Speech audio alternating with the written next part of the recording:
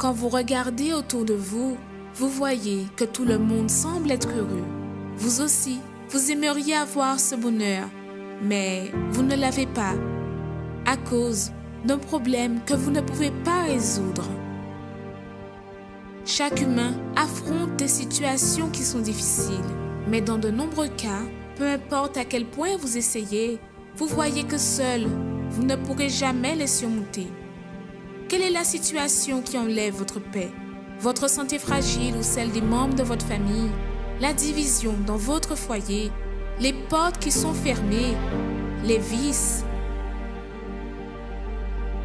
Mais même quand tout semble perdu, sachez qu'il y a une solution, une clameur, un lieu de guérison où les miracles arrivent dans la vie de ceux qui croient. Ne manquez pas cette occasion de changer l'histoire de votre vie. Tous les jours, trouvez une porte ouverte pour résoudre votre problème. Lundi, recevez une orientation pour votre réussite financière. Mardi, déterminez la restauration de votre santé. Mercredi, renforcez votre communion avec Dieu. Jeudi, clamez pour votre famille et votre vie sentimentale. Vendredi, venez chercher la délivrance spirituelle. Samedi, priez pour tous les cas qui sont impossibles. Et dimanche, commencez la semaine avec la bonne direction de Dieu. Universel d'Homme, en Ouaille.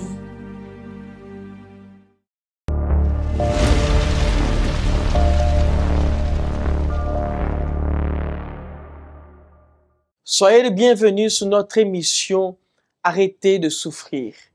C'est un plaisir d'être là avec vous. Que le Seigneur vous bénisse, vous et votre famille.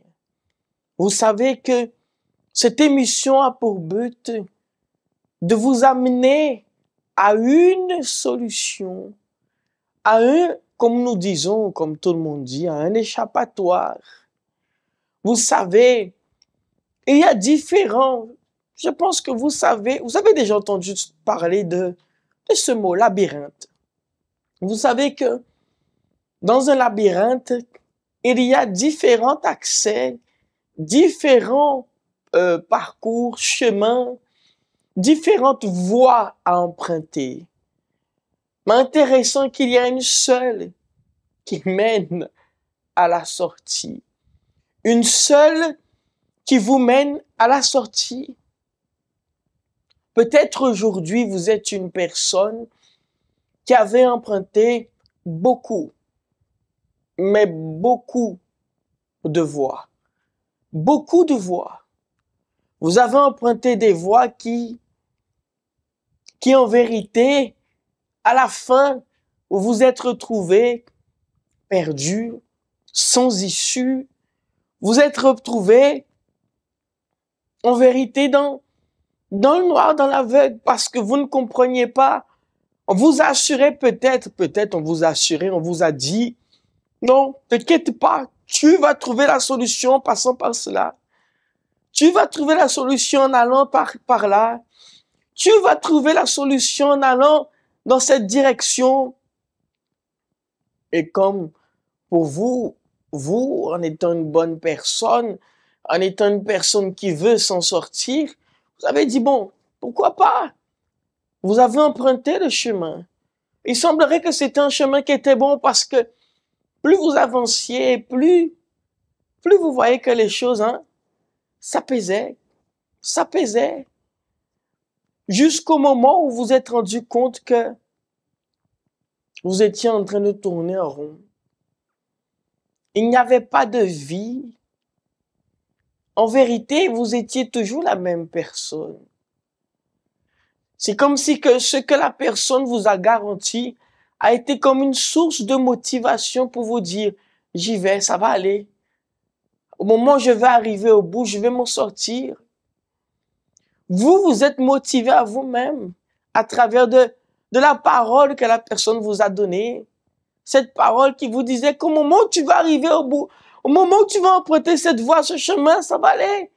Tu vas t'en sortir, tu verras que tout sera différent. Et vous vous êtes motivé selon cette parole. mais que, en vérité, là devant, vous n'avez pas compris parce que vous vous êtes retrouvé bloqué. Et en vous analysant, vous avez compris qu'en vérité, vous souffriez toujours. Le vide qui est là à l'intérieur de vous, la douleur, l'oppression qui est là, la tristesse qui est là, elle n'a pas bougé. Elle est là toujours. C'est comme si qu'en vérité, la parole de cette personne vous a poussé à animer quelque chose de différent en vous. Mais les problèmes, la souffrance, l'oppression, la douleur, la tristesse, elle est là toujours. Elle ne vous a pas quitté.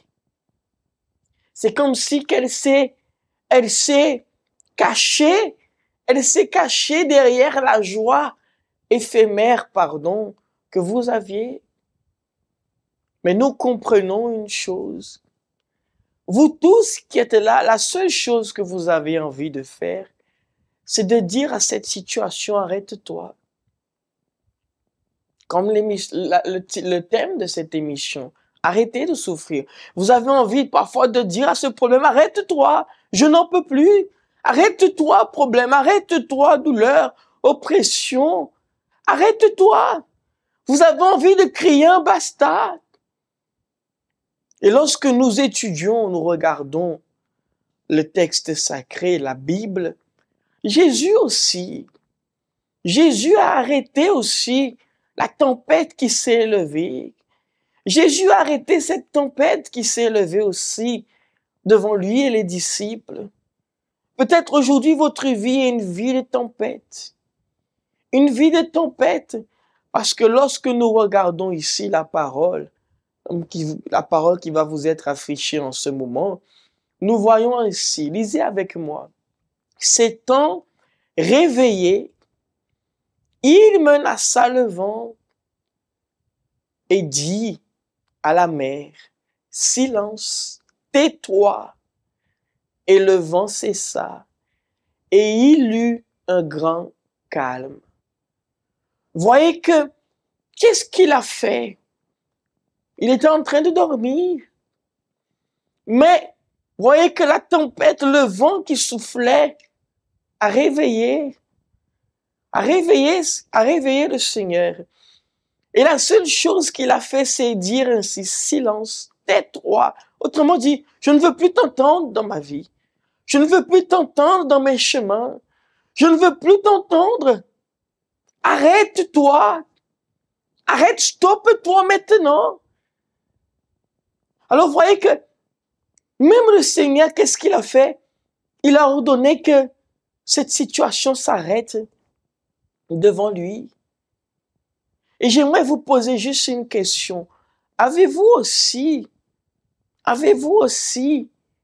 la foi, je vais utiliser ce mot, ce terme, la foi de dire aussi à votre problème, arrête-toi? Avez-vous la foi de dire à votre situation, ce que vous êtes en train de passer, de vivre? Je ne sais pas. Peut-être ce que vous êtes en train de vivre, moi-même, je ne peux pas imaginer. Mais une chose que je sais, que votre foi, elle est capable de faire de grandes choses. Mais j'aimerais vous poser cette question. Avez-vous cette foi de dire à cette situation que vous vivez, à la douleur que vous sentez là, à l'oppression, à la tristesse, à la souffrance, ce qui est en train de vous faire souffrir, silence, tais-toi. Parce que voyez qu'après il dit, et le vent cessa et il eut un grand calme. Ça veut dire que la tempête, le vent qui soufflait, la mer qui était forte, était en train de quoi? De déranger le Seigneur Jésus. Peut-être que vous aussi, on aurait dit que le vent vous balance à gauche, à droite, les problèmes en forme de vent vous balance à gauche, à droite, la mer est en train de souffler, il y a plein de péripéties, plein de situations. Vous avez envie de sortir de cette tempête dans laquelle vous êtes. Mais voyez que Jésus a pris une attitude de dire une chose, silence, tais-toi. Et Jésus a utilisé à donner un ordre au problème, un ordre à la situation qu'il était en train de vivre. Et nous comprenons que nous aussi, nous qui sommes ici, nous avons cette opportunité aussi de donner un ordre aux problèmes qui se trouvent là dans notre vie, aux problèmes que vous qui êtes en train de me regarder, vous êtes en train de traverser. Ce que peut-être vous êtes en train de traverser aujourd'hui, personne n'arrive à vous aider. Personne n'arrive à vous aider à résoudre la situation que vous êtes en train de vivre. Mais dites-vous une chose, il y a un qui est capable de résoudre la situation que vous vivez en ce moment. Et celui qui est capable de faire cela, ce n'est pas n'importe qui, c'est le Seigneur Jésus. J'aimerais vous montrer ce témoignage de mademoiselle Audrey, qui a vécu durant son enfance une véritable tempête. Une tempête, comme nous disons ici, un cyclone. Un cyclone. Durant son enfance, il y a eu beaucoup de vents qui ont frappé à gauche, à droite. Mais elle a su trouver la véritable solution. Elle a su dire à cette tempête, silence, tais-toi. J'aimerais que vous puissiez observer attentivement le témoignage de mademoiselle Audrey. Et j'aimerais vous dire aussi, dans quelques minutes, nous allons faire cette prière en faveur de chacun d'entre vous. Avez-vous besoin de force? Avez-vous besoin d'être relevé? Dites-vous une chose. Le Seigneur sera là en faveur de vous. Le Seigneur sera là pour vous accompagner et vous donner la direction. Pour vous tous qui êtes en train de nous suivre. Préparez un verre d'eau, une bouteille d'eau, parce que d'ici quelques minutes, nous allons prier en faveur de vous. Et dans l'occasion, j'aimerais que vous qui êtes ici, vous puissiez noter le numéro de téléphone qui s'affiche ici dans cette bannière. Notez ce numéro de téléphone. Peut-être vous dites, mais pourquoi dois-je noter ce numéro de téléphone? Va-t-il m'apporter quelque chose? Notez simplement. Parce que je sais que d'ici la fin de cette émission, le Seigneur parlera avec vous et vous prendrez la décision de ne pas exposer seulement votre vie, mais de trouver une main forte, de trouver une aide à la situation que vous êtes en train de traverser. Peu importe qui vous êtes, peu importe votre passé, ce que vous avez vécu, je ne suis pas là pour vous juger. Nous tous, nous commettons des erreurs. Nous ne sommes pas parfaits. Est-ce que vous êtes parfait? Non. Je ne suis pas parfait. Nous ne sommes pas parfaits. Mais nous pouvons l'être à travers de notre confiance dans le Seigneur. Alors ne pensez pas que nous allons vous juger, vous critiquer. Non, nous serons là pour vous tendre la main. Pour vous tendre la main, monsieur, madame. Pour vous tendre la main, pour vous tous qui souhaitez vous en sortir et aussi aller de l'avant. Préparez-vous. Je vais vous laisser avec ce spot aussi qui parle des adresses les plus proches de chez nous. Mais avant, ce témoignage. À tout de suite. Bonjour, je m'appelle Audrey.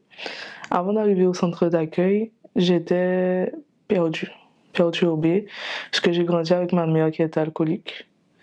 Et en fait, quand j'étais petite, tout allait... J'avais pas encore conscience de ce que je vivais. Donc du coup, j'avais la joie de vivre comme un enfant.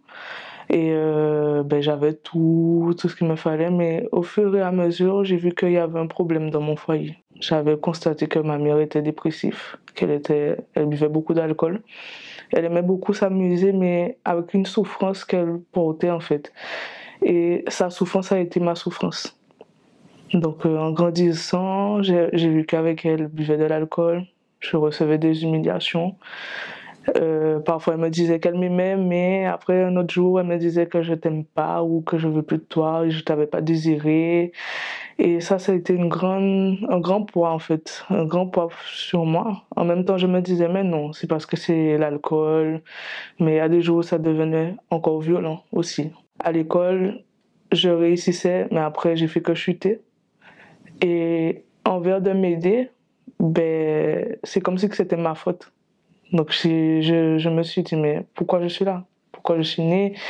À un moment donné, j'écrivais beaucoup et pour exprimer en fait ce que j'avais à l'intérieur de moi, pour ne pas faire commettre de suicide. Et je ne pouvais parler à personne.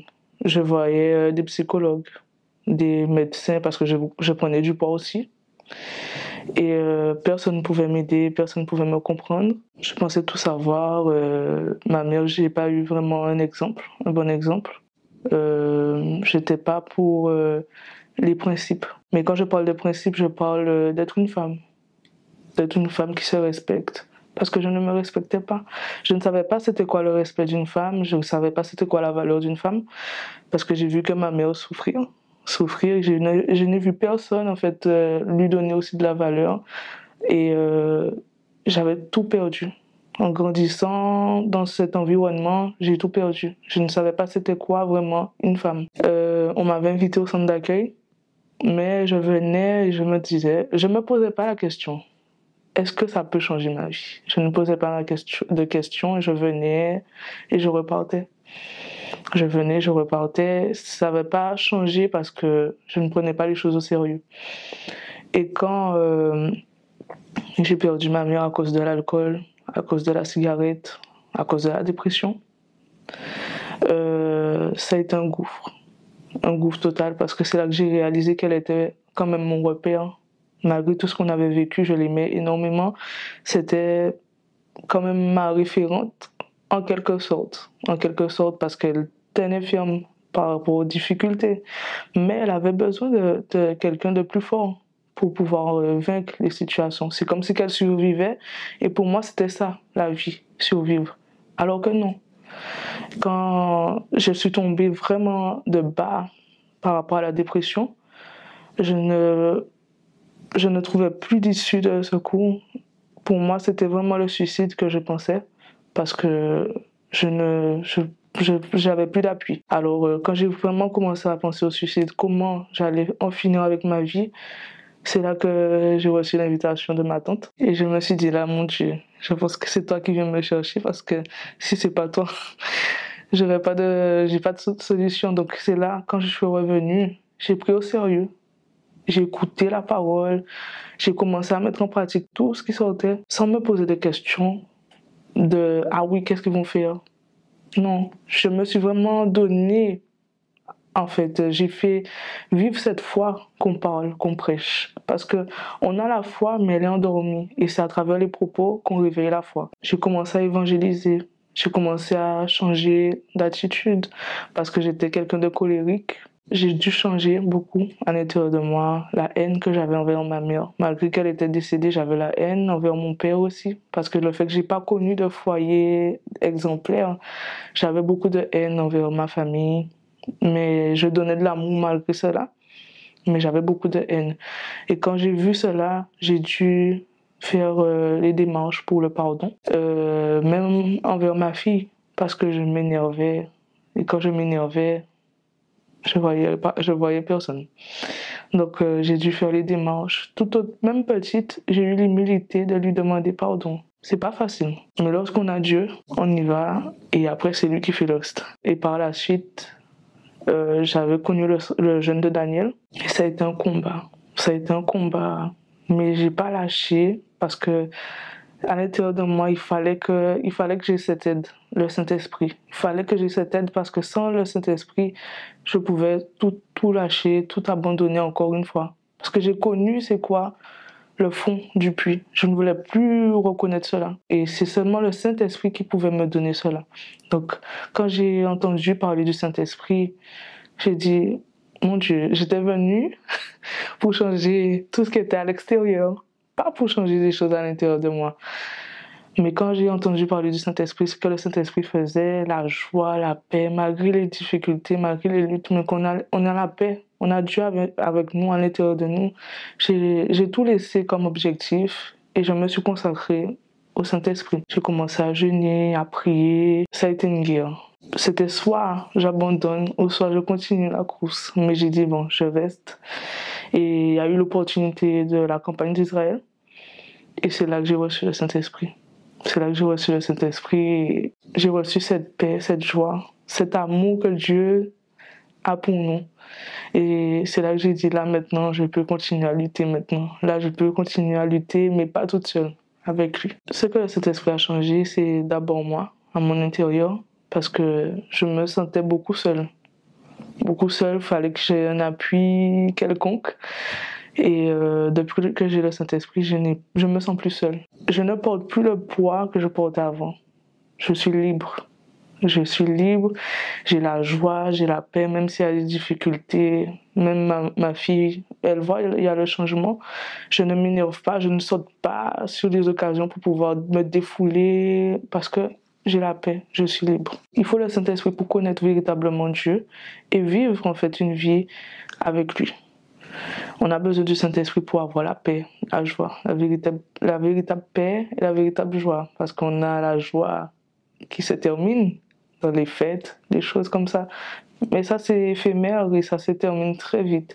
Et le plus souvent, ça nous engendre des problèmes. Sachant qu'avec le Saint-Esprit, on a la paix, on a la joie, on n'a pas besoin de divertissement qui pourrait nous mettre en danger. Avec le Saint-Esprit, on a la force aussi pour vaincre les choses qu'on n'arrive pas à vaincre par nous-mêmes. Connaissez-vous nos centres d'accueil universels ici dans les Dômes? Notre siège est situé en Guadeloupe, aux Abîmes, au 6 Morne-Verguin, en face de la Brède, entre le KFC et le McDonald's. Nous avons aussi nos centres d'accueil à Pointe-à-Pitre, au 29 quai Lefebvre, en face du parking du port.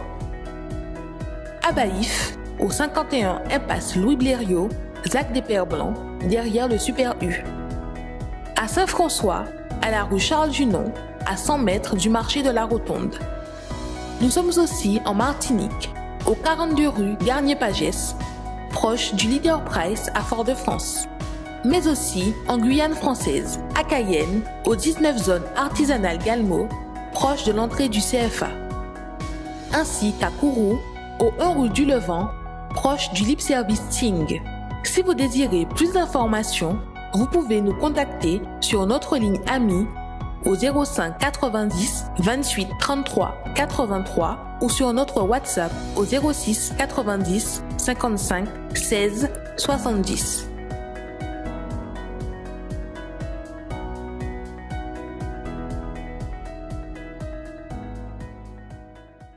Audrey a pris une décision de dire à cette tempête, silence, tais-toi, ça suffit. Et ça, c'est intéressant que tout ce qu'elle a passé aujourd'hui, vous savez que un enfant qui passe par tant de situations, après grandit avec des séquelles qu'on ne peut pas oublier ainsi. Intéressant qu'aujourd'hui, elle vit aujourd'hui, elle peut dire, je vis, je ne souffre plus. Oui, certes, j'ai des situations difficiles, des problèmes, comme tout le monde. Mais aujourd'hui, elle affronte les problèmes. Aujourd'hui, le Seigneur lui a permis de ne plus rester dans cette optique de rester accommodé, de se plaindre de son sort. Attention, je ne suis pas en train de dire que c'est votre cas.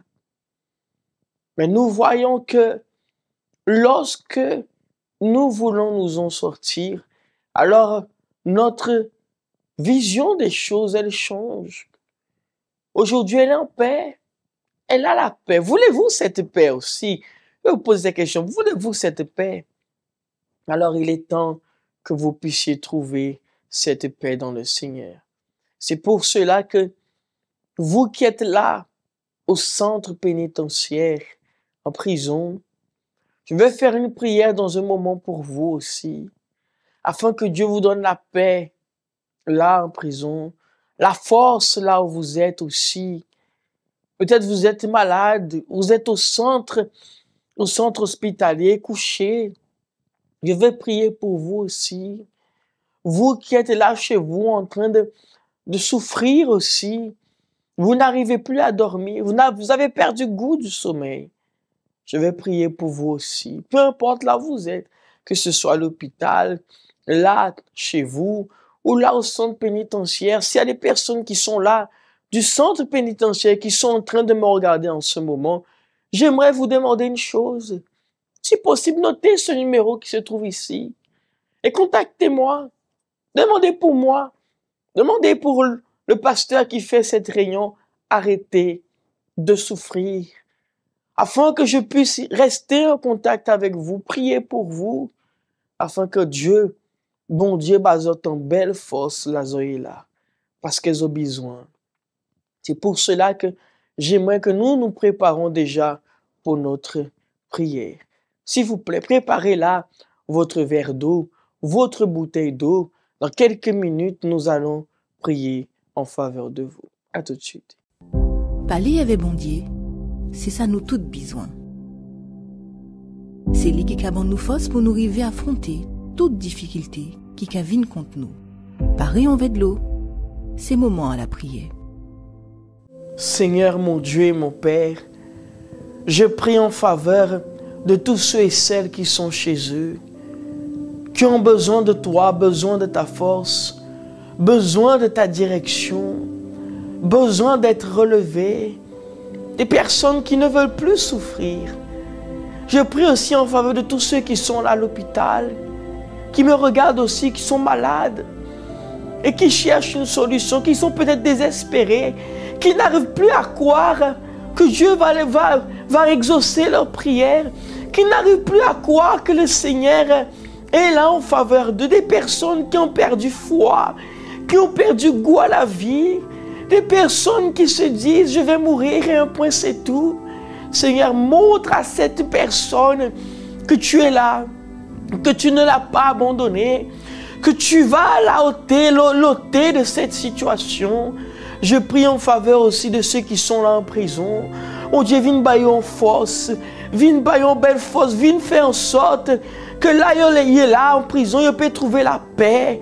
Il peut trouver la paix en disant, yo, mon Dieu, la paix en vie, yo, que vous pouvez bénir santé, yo, là, yo, qu'à trouver, yo, que vous pouvez vivre, Seigneur, fortifier, yo, peut-être vous êtes découragé, peut-être vous êtes assez tension, assez colère, vis-à-vis de la situation, là, yo, qu'à trouver, yo, là, mais mon Dieu, viens, bah, yo, force là, ça, mon Dieu, chaque petit temps qui attend de prier là, ça, que vous pouvez, mon Dieu, aille rencontre à yo, et viens changer situation à yo, mon Dieu, fais un miracle, mon Dieu, accomplis un miracle là, yo, là, afin yo peut voir que mon Dieu pas oublié yo, mon Dieu, à béni bouteille de la ça, de l'eau là, c'est qu'à partir de jour de là, que de l'eau là ça, moment qui est en train de dire yo, qui peut un signe pour bailler en force, santé, guérison, et ôter tout, mon Dieu, mauvais bitin en vie à yo, qu'à béni chaque monde au nom de Jésus.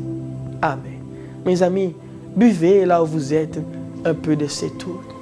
Buvez en ce moment et recevez la force qui vient de Dieu. Amen et grâce à Dieu. Amen.